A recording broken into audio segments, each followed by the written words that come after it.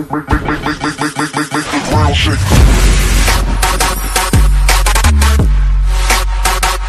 السلام عليكم ورحمة الله تعالى وبركاته. الزول في اللون، تحية كبيرة لكم وكل كيما راكم. معكم لطفي دوبل كانون. كالعادة في كل محطة من محطات بلادنا نجي نمد الرأي تاعي المتواضع تاع إنسان بسيط يا جماعة، مواطن بسيط يمد رأيه بركة في الوضع. وفي الفيديوهات تاعنا كيما عم بالكم ما كانش سب، ما كانش شتم، ما كانش تجريح والمعايرة وتطيح القدر. هذيك خاوتي حنا ما نديروهاش، ولا واحد يدير فيديو يسبني نروح نسب، وهذيك جامي درناها ان شاء الله ما نديروهاش. حنا نحكيو بالاخلاق، بالتربيه، بالكلمه الحسنه. وفي الفيديوهات تاعنا ما تلقاوش التحليل السياسي ولا الاسرار وجايب لكم ملف سري وجاي نفضح فلان. لا لا، هذا ما نعرفش نديره. ما خاطر انا نمد غير الراي تاعي، والراي تاعي كي نمدو ما نقولكش ديروا بالسيف، لا بالعكس، نقول لك خمم، بالك الراي تاعي غلط، بالك الراي والفكره تاعك اخر من تاعي، ونقول لك بالك الفكره تاعك والفكره تاعي حتى يتلاقاو باش يديروا فكره صحيحه. هذا هو المنهج اللي نمشي عليه. انا نعطيك غير المعطيات ونقول لك هاي الناس كل واش تشوف واش تعرف واش رايك. هذه هي الفكره تاعي. دونك اليوم المعطيات وين وصلت الجزائر؟ سهله خلاص. عندنا الحاجه الاولى، رئيس مؤقت اسمه بن صالح دار مرحلة انتقالية باش نحلوا الأزمة، وقال نديروا انتخابات في 4 جويلية، والانتخابات هذه ينظمها واحد يقولوا له بدوي هو والحكومة تاعو.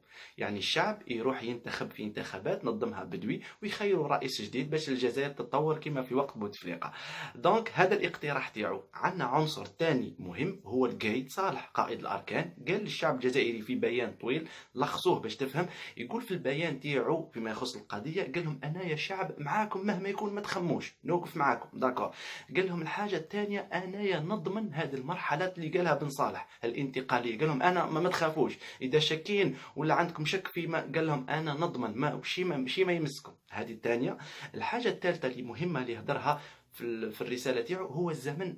قال لهم يا جماعه الوقت ما يكفيناش للتاجيل، درك صاي الجزائر لازم نافونسيو. دونك مع فكرة الانتخابات في يعني لو 4 جوي. هذه فكرة يعني البيان خرج كيما هكا. هذا هدر. درك نروحوا لأهم عنصر في المعادلة. شكون هو؟ هو الشعب الجزائري. اليوم الجمعة الشعب الجزائري راح يخرج في الطريق، جمعة 19 أبريل راح يخرج في الطريق ولا ما يخرجش. راح يبين هل هو قابل بن صالح والفكرة تاعو تاع هذه المرحلة الانتقالية ولا مش قابل. هل هو راح قابل بالقايد صالح ويعطي فيه ثقه ويقول له هيا يا سيدي مادام عطيت ضمانات حنا ماشيين معاك يا سيدي وروح، ولا راح يقول له لا ماشني قابل وما عندي حتى ثقه فيكم. الشعب اليوم هو اللي راح يقرر.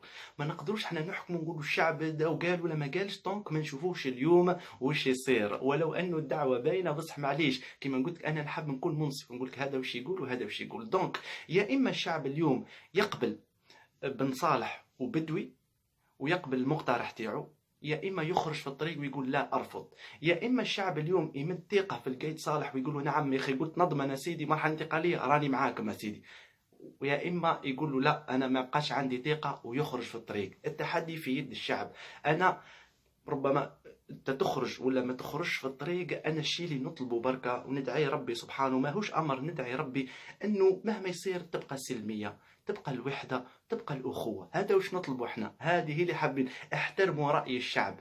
اذا انت تشوف عندك الحق، تشوف باللي القايد صالح هذا يضمن، وتشوف باللي هذا حل دستوري مليح، اقعد في دارك اليوم وتفرج في التيلي وشوف الناس، ما تشاركش الناس، لانه الناس اذا خرجوا راح يخرجوا باش يقولوا حنايا ضد. حاجه ثانيه مهم، ما تسبوش بعضاكم يا جماعه، سواء كنت ضد المقترح او مع المقترح. اللي راهو ضد بن صالح لا يعني انه ضد الدستور ضد القانون، لا، هذا الشعب شاف انه هذه المرحله ما تعجبنيش، وهذا الشخص ما يعجبنيش، وهذا بدوي ما يعجبنيش، فهو من حقه ما كان لا تسبه. وانت كيف اذا شفت واحد قبل بالدستور وقبل بن صالح وقبل بدوي ما كان لا تسبه، انت حر، هذه الديمقراطيه، الاولويه للاغلبيه كيما هك.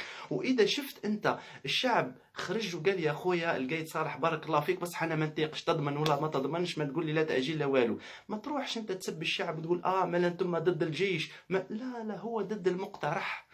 انتم ما مع توفيق، لا جماعه هذاك مجرم واحد ما معاه في الدنيا وفي الاخره، هذاك العبد يا جماعه راهو مجرم، قضيه خلينا ما تخلطش. هذا الشعب برك ما قبلش المقترح، برك مش ما قبلش الجيش، ما قبلش المقترح. واذا انت شفت انسان قابل المقترح تاع الجيش وقال لا يخلي الجيش ينظم هو ويعدل هو، من حقه. ما كان لا تروح تسب وتقول له راك شيات، باش نبقاو محافظين على الوحده اللي حبيت نحكي عليها يا جماعه وعلى السلميه. نتمناو انه الرساله تكون وصلت، نتمناو انه اليوم يكون تاريخي، لانه الراي تاعي كيف قلت كان الشخصي يخرج الشعب بقوه ويزيد يبرهن باللي راهو نفس المبدا يرحلوا كاع وما فيكم حتى ثقه. انت تقول لي لا راني غاك غلط وكذا، نقبل الانتقاد تاعك ونقبل الفكره تاعك على شرط ما تسبش، ما تتهمش، ما تخونش، ما تقولش كلام العيب، ما تعايرش، باش يبقى المستوى تاعنا راقي في الحوار وفي الفكر وفي الاختلاف. بارك الله فيكم. كانت هذه الرساله. جمعه مباركه للجميع، ونتلاقاوها في الحصه اليوم باش نشوفوا هل الشعب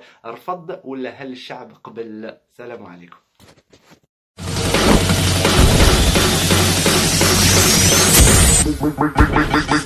Make the ground shake.